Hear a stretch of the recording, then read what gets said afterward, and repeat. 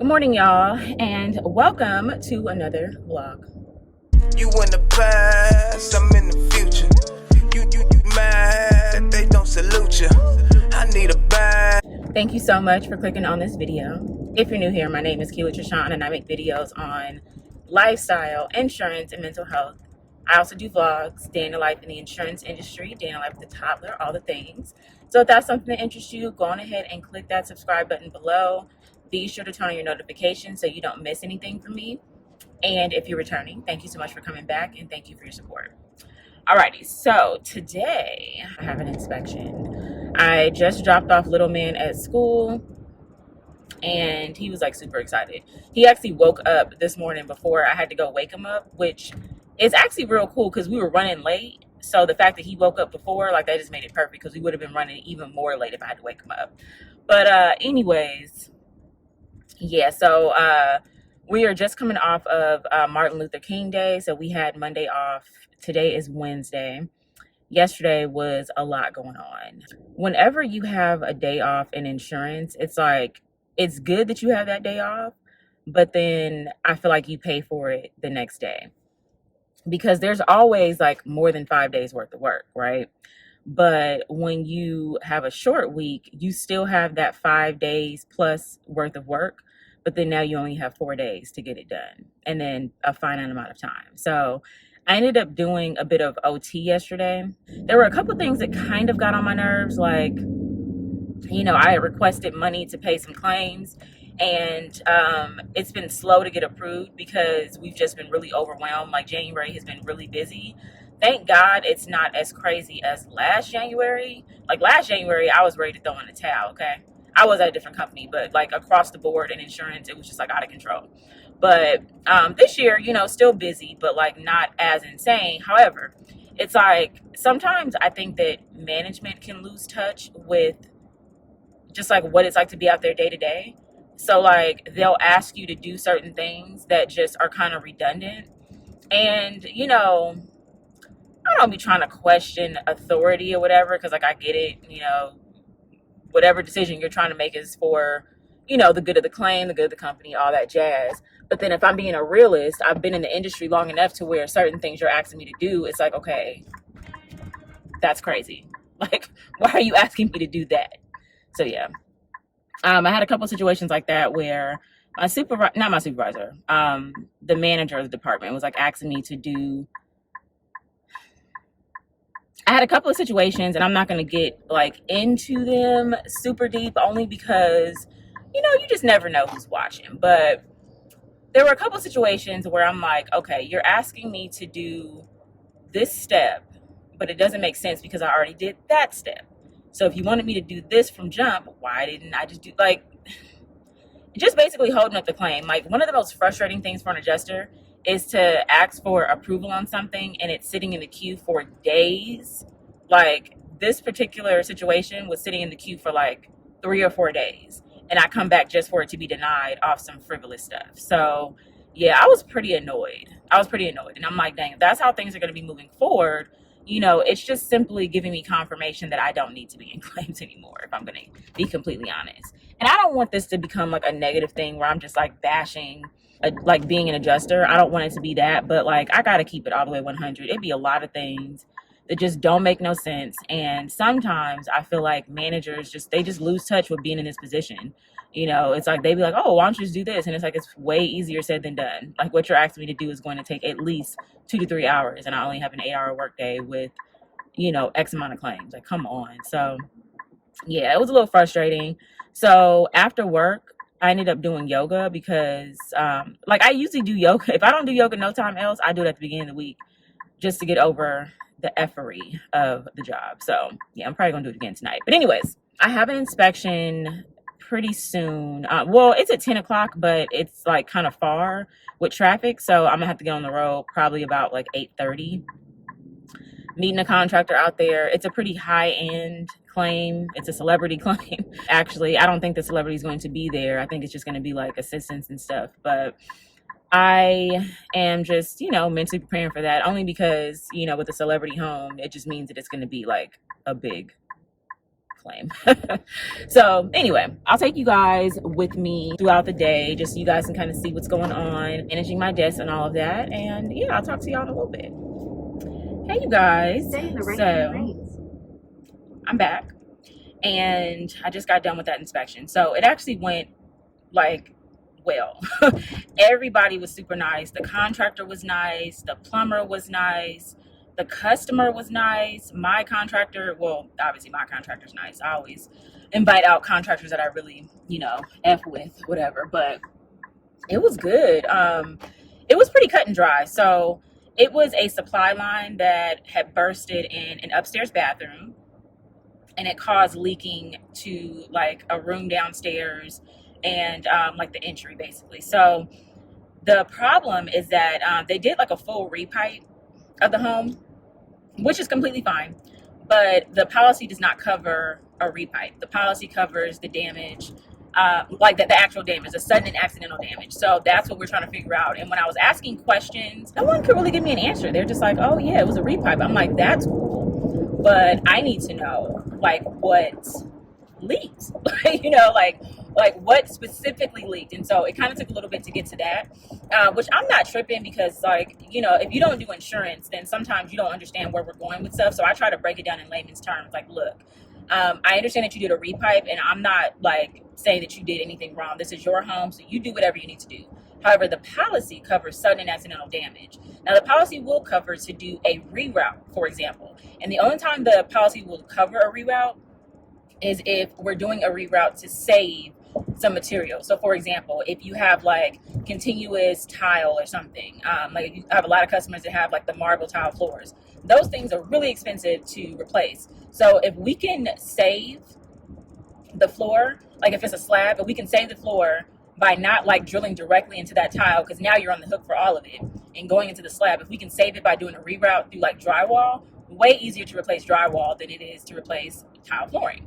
And then the customer can stay in the home. Like, these are all things that we're thinking about as adjusters. Also, like, it's kind of better for the customer, because like contrary to popular belief, not everybody just wants to move out of their home or have their house torn up, So we try to save materials as opposed to replacing if we can. But that's besides the point. So what I was trying to explain to them is that I understand that you did a repipe to prevent future damages, which is like great. That is what we call preventative maintenance. This is something that you do as a homeowner to maintain your home. Pipes are only good for so many years. And once you get to that point where, they're starting to fail, usually like you'll have one leak and then you'll start to have other leaks. That's completely cool, but your policy does not cover you for a repipe. So that's what I was trying to, convey. But it sounds like what they did, they saved a lot of material, so they didn't have to remove a lot of stuff. So like they saved the cabinets, the kitchen cabinets. They saved like the bathroom showers and stuff like that by going through like the exterior and going through like other rooms. So it might be something, just because of like it's a special type of claim, it might be something that we're actually able to cover. But I was like, now we need to work backwards, since we didn't have the opportunity to inspect it when the loss first happened, which is fine. But now the burden of proof is on you. So you're going to have to provide us with kind of everything leading back to it, so we can work backwards and figure out what would have been covered versus what was not covered, So they seem to be, understanding of that. And it wasn't an argument or anything. I just told the assistant, like, listen, boo thing, I'm gonna need you to get these documents over. She was supposed to get them over last week. She sent them over like late last night, but it wasn't like everything that I needed. It was like kind of bits and pieces. I'm like, I need the whole enchilada, okay, so I can make a decision and make it quick. And then she was asking me like, how long is the process? Girl, don't even ask me how long the process is until you get me all the documents. Once you get me the documents, then the time starts ticking. And I was just pretty much telling her, like, since everything's already been done, it should be pretty quick. It's not like I'm having to build an estimate from scratch or, whatever. We have a contractor building an estimate from scratch. It's already been done. So we're just essentially going to be like reimbursing you for a reasonable cost that you spent. So yeah, there's that. Anyways, while I was in the inspection, I got like 2 calls. I don't know who was calling me, so I'll, I guess, figure it out when I get back to my desk. But I do like to take calls on the road. Some people don't, but I like to take calls because I don't want to talk anyway. So like when I'm driving, since I can't like dedicate time to any other work, I try to figure out ways to use all of the minutes that I have available in the day, right? So if I can like address a call while I'm on the road, something that's not like in depth or detail, because I still need to take notes on the phone call. I have a pretty good memory. So if we're just talking about something basic, I can, paraphrase when I get back to my desk. But like when people call me and I'm out, sometimes like if I have like a 30, 45 minute drive, let's go on ahead and have this conversation now so you don't call me later. So when I get back to my desk, I can work and I don't have to worry about calling you back. So yeah, I was going to call those people back, but they didn't leave messages. So I just don't feel like it. So anyway, I got a new claim, a new transfer claim. So I'm going to call on that when I get back, but I need to put in my notes and photos for this claim first. So yeah, that's it. And that's all. I'll check in with you guys in a little bit. I'm about to listen to my little audiobook and just, enjoy this little peaceful time before I get back to my desk. But I'll get back to you guys in a little bit when I'm settled.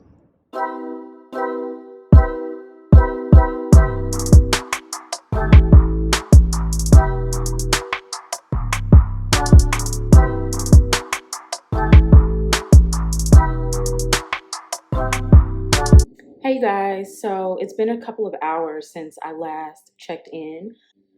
When I got home, I had like 45 minutes until lunch. So I basically just like put in a couple of notes on some other files. I didn't want to start the notes for the claim I just went on because I wanted to, have like dedicated time to do it. Like I hate starting on something and then have to stop. So it's like, let me just do a couple of like small tasks that I could knock out so I don't have to worry about them for the rest of the day. So I put in like notes for different calls, made a couple of calls, things like that. I got a new claim that's not too far from me. Thank God it's new. So I was able to set up the inspection with the customer and then also a consultant contractor. I was able to secure somebody to come out with me. I'm going to go on Friday. Today's Wednesday, so I'm going to use tomorrow as a desk day, get caught up on some stuff, and then Friday go out for an inspection. And a wise woman told me that when you do Friday inspections, they make the day go by quick. And it's funny because I really don't like to do inspections on like Monday and Friday if I can help it. But the last time I did a Friday inspection, that day did fly by, and I was, I felt like I was off in no time. So anyway, I just uploaded all the pictures for that claim. I labeled them, and now I'm putting in my post inspection note into the file. I think I was kind of briefing you guys on what was going on since most of the work had already been taken care of. This is just going to kind of be like a reimbursement situation. So I'm waiting for the assistant to send me like all of the details, like the plumbing report. I'm waiting for her to send me the estimates or like invoices for the work that's been done, and then like all of their photos, because since everything is done, like I have to kind of piece things together. So just waiting for that, and once I get it, then I'll be able to hopefully close this claim out pretty quickly. So yeah, I have a really huge estimate, like $300,000 that I need to work on. So I'm going to try to work on that today. I'm going to just kind of make my little changes on the estimate that I need to make and then go from there. And yeah, that's it and that's all. So I'll get back with you guys in a little bit as the day progresses. I only have a couple hours left of work. So I'm going to try to just like hit the ground running and get as much as I can done because I have a meeting with my manager tomorrow morning. So I know it's going to take some time, and we're likely going to go over because I have several questions on some of these open claims. So yeah, let me just, zone in, get some work done, and I'll get with you guys in a little bit.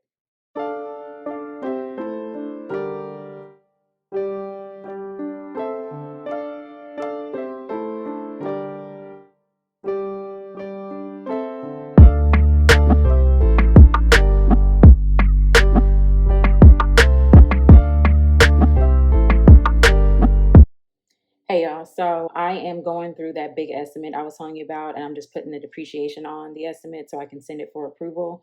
So while I'm doing that, let me go on ahead and just tell you guys about a claim situation that I have going on. So I have a claim from September.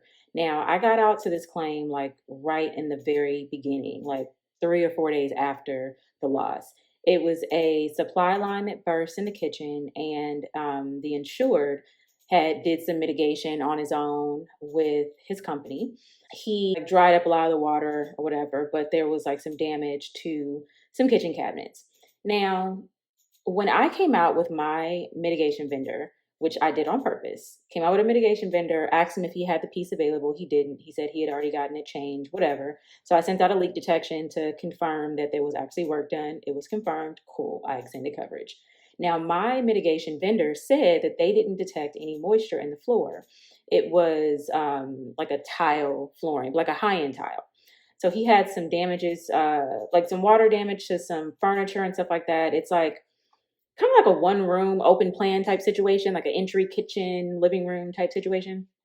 So it was pretty cut and dry. Like there wasn't really much going on. So we told him on site, just kind of what we found and said that we put together a preliminary estimate. Now the main damages were basically to like a set of cabinets, but these cabinets are super high end. So we already knew that we might be on the hook for replacing all of the cabinets. Not a big deal. We just needed to do our investigation, which I explained to this guy. So he was not really feeling the fact that we needed to do investigation. He just wanted me to he wanted me to go off of what he was saying because he's a contractor.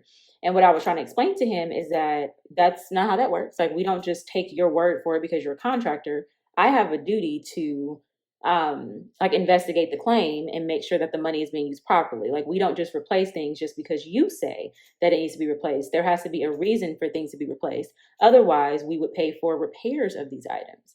So specifically with the cabinets, he's telling me that they all need to be replaced, and that might be true, but you need to do it's step by step. So he needed like mitigation, he needed an abatement, like all kinds of stuff. So whatever, fast forward, we end up paying him for what we know is owed and told him like, hey, you can either use the vendors that we have or you can use your own vendors. Like, you're not on the hook to have to use ours.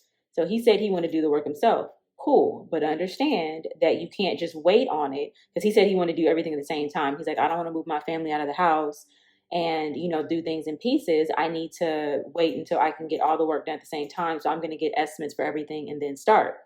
Now, that sounds good, but if you're going through an insurance claim, unfortunately, like, time is of the essence, because the insurance company is expecting you to mitigate your damages. And what that means is that if we know that there is water damage, or we know that there is something that needs to be done, you need to do that work to prevent further damage, because what would end up happening is if you cause damage because of your negligence, then those damages may not be covered. And that's what I try to stress to people. Like, if you're doing this on your own and you end up with, mold or secondary damage, that's on you. But if you're going through the insurance company, like, don't put me in a position where now I got to decline something because it's clear that this happened because you failed to do what you needed to do to stop the damages. So that was kind of what we were doing. So I asked this gentleman like maybe 4, 5, 6, 7, 8, 9, 10 times, okay, over the last couple of months for updated photos and stuff. This man was only sending me estimates. He's sending me estimates like, oh, I need payment for this, I need payment for that. I'm not paying you nothing until you give me what I asked you for. Like, I'm not that adjuster that you just gonna bully around or whatever. And then, truth be told, the whole claim is higher than my authority. So it's going to have to get looked at by my higher ups anyway. And there's no way I can come to them if I don't have all the information and the investigation completed. So fast forward, he sends me a cabinet estimate that was like a crazy amount, which is fine. I'm like, that's fine, but I still need the pictures. He never sent me pictures. Told me that he started the work, the abatement and the mitigation, and he said that he would send me pictures. Cool. Never sent me anything. Said that his family got sick, so they stopped work. He would send it to me when he had a chance. Okay, cool. Then a couple weeks later, like after the new year, I get this estimate for like over 100,000. Mind you, our initial estimate for this claim was like maybe 20,000, and that's just being generous. I don't have it in front of me, so I can't say, but probably 20,000. So, sir, you asking for 80,000 additional dollars, and of course, he's including things that didn't have damage, like that floor did not have damage. He just wants to replace it, and I'm like, look, you can do that, but that's going to be at your cost, bruh. So anyway, ask him again for pictures. I said, I'm going to have to send out a contractor because we need to confirm what you're asking for. He's saying, I don't want to use your contractor. I want to use mine. I'm not saying you got to use my contractor. But what I'm saying is that we need a contractor to go out and complete a comparative estimate, because we need to, like, we got to put this claim to bed and you're not helping. So we need to, get out there. So my manager ends up going into the file and he wants me to go on site with this contractor. That wasn't a part of my plan. Because I already been out there. So I was just going to have the contractor go because I am fighting for time. But you know what? This one, I think I do need to get out there, just to kind of be the sounding board for the insurance company. Like, no, we're not paying for that. This, you can do that if you want to, but we're not paying for that. I need to go out there and like talk to this gentleman face to face, because I think he thinks I'm playing. Either he thinks I'm playing or he thinks that he's going to get over, and neither one are true, So I am trying to set up an inspection, and I just reached out to him to see if next week works, because this week I'm full. So we're gonna see what he's talking about. But he didn't really want another inspection. He was kind of like, oh, well, I can send you pictures. Yeah, I've been asking you for pictures for a long time and you haven't sent them. So we need another inspection. So it's honestly going to get to a point, like if he's not going to cooperate, then I'm going to have to just deny everything because we've already paid the undisputed. So we'll see what he does. Honestly, if he knows what's best for the claim, he will just go on ahead and cooperate. Like we do need cooperation with this, but if he chooses not to, it's kind of on him. Like I can't force you to do anything, but I can enforce the policy, and people don't be like, they don't think about that. Like your policy says that you need to investigate. You have to give us an opportunity to inspect. You have to give us an opportunity to do a proper investigation. If you don't want to do that, that's fine. But understand now you're going to be paying for all this out of pocket. And he could have jeopardized the investigation because something tells me that he don't even have all the pictures that he should have, which is probably why he's BSing on getting me the information. So after I get out there, I'll definitely keep you guys posted and let you know kind of what, comes of the inspection. But yeah, that's what's happening. Anyway, let me go on ahead and finish this so I can get it submitted before the end of the day. This has been like just looming over my head. You know what? Another thing, one more quick thing. When you have a big estimate or like a big situation on your claim, work on it as quickly as you can so you can get it out of your life. This is something, I don't want to say I've been putting it off, but it's so much work that I have kind of just been doing other things that I knew this was going to take me forever. So yeah, I'm glad that, in a few minutes I'll be done with it. Well, done in a sense, like I've done my part. I'm just waiting for approval. So I'm glad that I'll be done with that part. But I do wish that I had started on this yesterday or even last week, honestly. But I was waiting for the money to pay the claim before I even review the estimate. So now this will be reviewed. So once I do have the money to pay the claim, I'll be able to, just rock and roll. So yeah, anyways, let me stop yapping and finish what I'm doing. I'll get back with you guys. It's close to the end of the day, so I'll get back with you guys by the end of the day.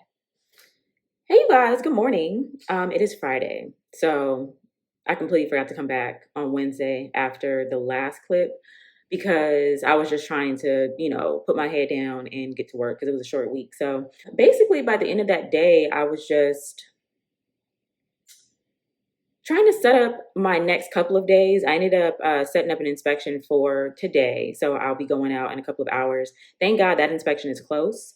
My plan was to have 2 other desk days. So I was trying to be in the office, at my desk, Thursday and Friday, but there was an inspection that came up and I'm like, I need to get out there because they already have an emergency services vendor. So I wanted to get out so I can confirm coverage before they start ripping out materials. So I'm going out today with a consultant contractor and I'm also asking them to provide mitigation services, not do the mitigation, but basically provide us with a comp bid because this particular emergency services vendor is known for being kind of shady.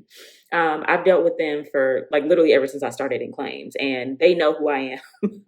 I know who they are. They don't really do too much these days to me because I'm way more seasoned than I was, obviously, when I first started, but they still be trying it, so I have another vendor coming out just to confirm what they're saying. Because a lot of times what they'll do is they'll try to do excessive demo and stuff like that. And obviously they're going to charge for that. So yeah, I'm going to get that one taken care of and hopefully that shouldn't be too long.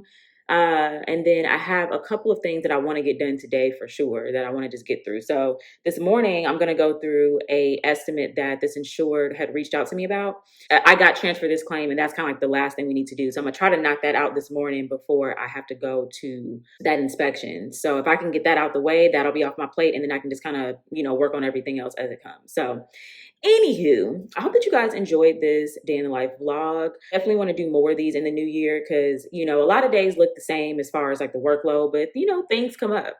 Sometimes we have different situations. So I just like putting these videos out for anybody that is thinking about going into this career so you can kind of see what we go through on a day-to-day basis. I don't really feel like there are a lot of, at least in my experience and looking, I don't really see a lot of channels that show staff adjuster. I do see a lot of independent adjuster videos, but not a lot of staff. So yeah, that's what we go through. This is what we go through as a staff adjuster. So if you enjoyed this video, definitely go on ahead and click on that subscribe button. Click on the like button first, then click on the subscribe button if you haven't already. And thank you so much for watching. Have a great day. Future. You mad, they don't don't salute you. I need a bag, size is super.